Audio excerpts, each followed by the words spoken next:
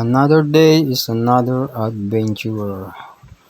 So yun guys, yan ang mga kasama natin.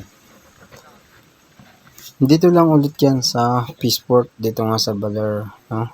Sa Digisit.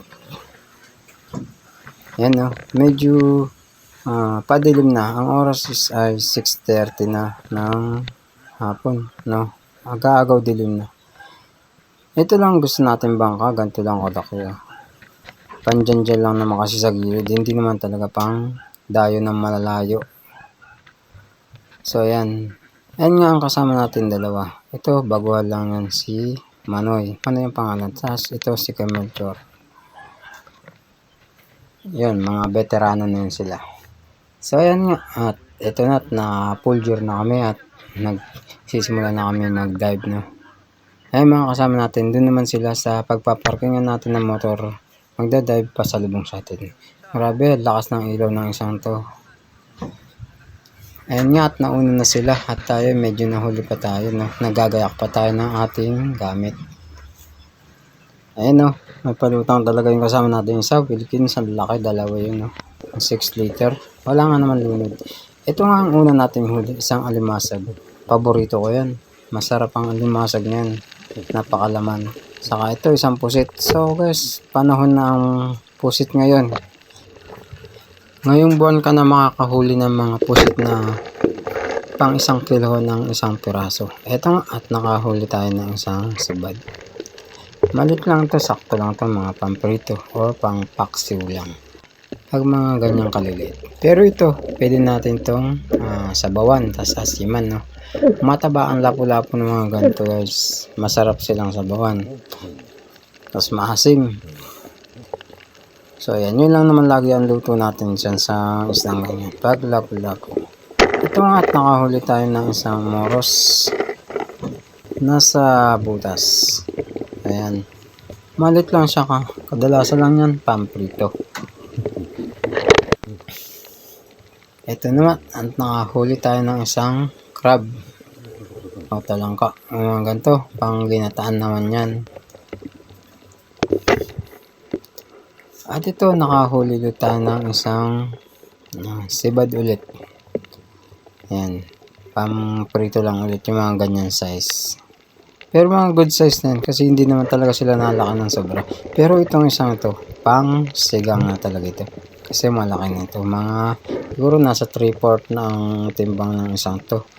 Grabe, napakalapad niya. At ito, nakahuli tayo ng isang kanuping. Parang sibad lang din siya, pero napakabait ng islang to. Kadalasan nakahiga lang sila. So yun nga guys, at umahon muna kami para magpahinga. So ito lang ang nahuli natin. Mayroon pa rin naman tayo ibang huli mga isda, kaso hindi naman sila kakalakihan. Pang prito lang, pang paksiw. Pero ito talaga, ito ang pinakamalaki natin. Siguro mga 3/4 ng timbang nito. So mamaya lulusong ulit tayo.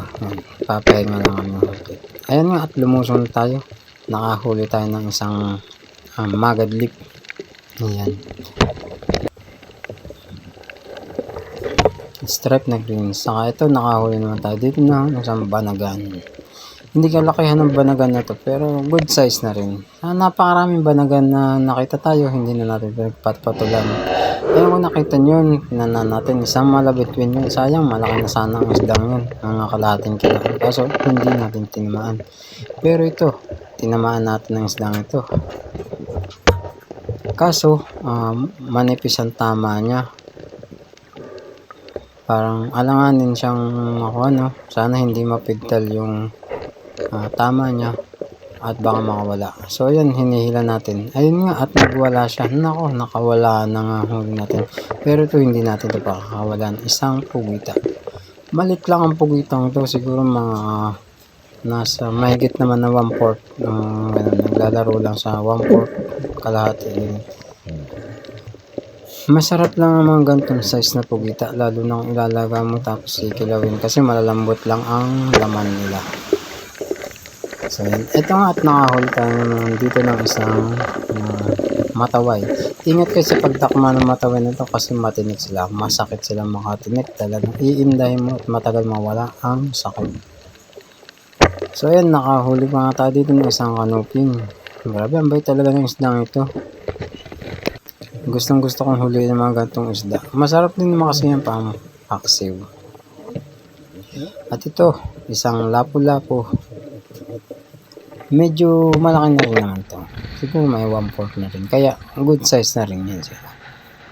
So yun nga guys, at nagdesisyon na akong umahon kasi malamig na at malakas ng hangin at magalaw ng tubig. So hanggang dito na lang ang ating video. Sana supportan yung aking YouTube channel, Baler Fishing Adventure. Maraming salamat. Hanggang sa muli pa natin mga i-upload na video.